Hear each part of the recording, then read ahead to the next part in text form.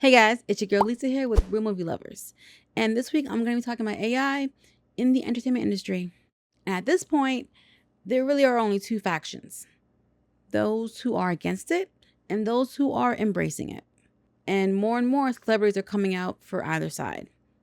Today, I kind of want to focus a little bit more on the celebrities that are embracing it and in favor of it. Reese Witherspoon says women need to be involved in AI because it's the future of filmmaking.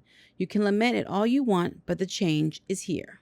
So basically, Reese Witherspoon is like, listen, nothing we can do about it. You're either going to complain or get on board and start making it work for you.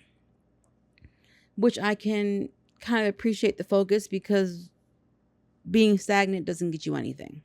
Complaining doesn't get you anything. So she is essentially more concerned about making sure that with the advancements of AI and everything happening in filmmaking, that women don't get left behind. Because let's not pretend that the ratio of female directors to male directors isn't substantially different. And this isn't about, men versus women or the battle of the sexes, nothing of like that nature. We understand that a lot of fields that were male dominated, that women have entered, we've been able to slowly integrate and build up. She's just trying to make sure that the momentum of female directors continues, female producers continues, just us in the filmmaking process continues. And I appreciate her drive to make sure that whatever's new that's popping off, the technology that's happening, that, she's always pushing forward to kind of have us be included. Now, she has said, you can be sad and lament it all you want, but the change is here. It will never be a lack of creativity and ingenuity in actual physical manual building of things. It might diminish, but it's always going to be the highest importance in art and in expression of self. We shall see. Because for me, for all of us, we understand at this point that film is a collaborative effort. You need teams dedicated to each section doing different things, and they all have their own contributions to make. I feel like there will always be that core creative team, but the more the AI replaces, the less input we get from other sources, from other departments. And there has just been such golden opportunities that have present themselves from ideas, from those in other departments. And AI being a huge chunk of that, I feel like might stifle a little bit of that creativity, in my opinion. Now, Reese has made herself pretty comfortable with AI. She uses it in her everyday life, as most people do, whether it's shopping or searching things. She's very comfortable with AI and has learned to navigate it. It has made her life easier, which is the whole point of AI, to make things more efficient and easy. But even with me saying that, I can't help but forget about the story of the butterfly in the cocoon, and how the butterfly was struggling to get out, and the little girl was watching it, and her mom came and took a little knife and cut down the cocoon so the butterfly could come out of it much easier. And the butterfly did, and ended up dying because it was necessary for the butterfly to struggle out of the cocoon. It's part of their survival. It's part of the process, literally. It strengthens them.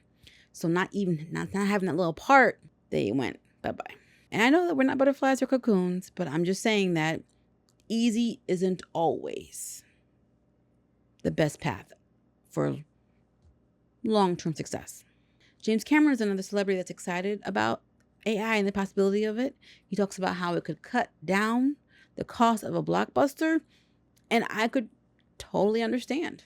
I hope that doesn't include really crappy CGI or uncanny images, which I don't think that's what he means. But blockbusters, I will admit, their budgets have gone insane to the point where they have to make almost $1 billion sometimes to recoup their loss to recoup any losses and make a profit. Guillermo del Toro is not one of the ones in favor. He's against AI, thinks it's shouldn't be part of the creative process, and refused to have any of it involved in the new Frankenstein movie that he's making, which makes me want to watch that movie even more, honestly. Now, James Cameron said a couple other things that I felt were a bit daft, like, I think you're out of touch, dog. He said that he doesn't think that AI could ever come up with a good story that could replace for screenwriters. And I don't know anyone that's even thinking about having AI write a screenplay.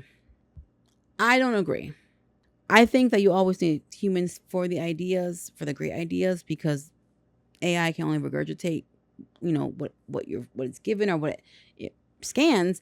But he says he doesn't know anybody who's using AI to write a screenplay. They're using AI to write books right now. So, I mean, it's at the point where I'm like, anything that was published after 2024, no, 2023, not by an author I know, I'm going to be very apprehensive about reading it. I think he's being a little naive in that instance. Like, oh, nobody I know is using it to write. Well, how many people do you know? I know it's a lot because you're James Cameron, but I'm saying, like, these next generations and everything, I don't know. I don't know. Even artists in the music world are embracing AI. Grimes, who's a singer, whose real name is Claire Butcher, she launched an entire platform. I think it was like a year or two ago, that allows fans to use AI-generated versions of her voice that she outsourced, and she'll just get the cut of the royalties. So she's like, yeah, you can use my voice, I just gotta get a cut, which I guess might be the best way to do it, because if you look at Scarlett Johansson, they took her voice. They lied, so they didn't, but they did. Took her voice, tried to voice their new AI. This happened like I think a year or two ago. And, she ended up suing them. But how many artists are going to be getting their voices scrapped? Because wasn't there even like a song that took an AI generated version of Drake's voice as well, and it sounded so real? So they're doing it anyway. And I guess Grimes just like, well, if you can't beat them, join them. Might as well make money if they're going to be using my voice anyway. So I could see it being more of a business move that a lot more artists lean into. I'm still really not on board with AI de-aging. And maybe it's just because of how I grew up with, whenever you wanted to show a younger version of the actor, you hired another actor who kind of looked similar to them or had the essence of them or the vibe of them. And de-aging, so far, it's looked horrible. I know technology is still being improved every day, and it'll probably look flawless in a few years. But I still think it's an opportunity that will be missed for us to have a chance to check out a new actor or upcoming actor, or just, a known actor who gets to sit into the role of a character that's played by an older actor and pick up those mannerisms and give their own like little take. And does this mean the end of seeing new young actors like when River Phoenix was a young Indiana Jones in The Last Crusade? Are those opportunities about to be gone forever? You lost today, kid. But it doesn't mean you have to like it. Now, celebrities aren't just working with AI within the entertainment industry. They're also doing it on the business side. Like, for instance, Ashton Kutcher, who co-founded this venture capital firm called Sound Ventures that have invested in AI, like OpenAI, Stability AI, and Anthropic. And at some point I heard that they were planning to put in $240 million into AI. Now, Jay-Z and his company invested in Stellar Pizza, which is like a restaurant in California that serves pizza made by robots. Leonardo DiCaprio is also on the AI train.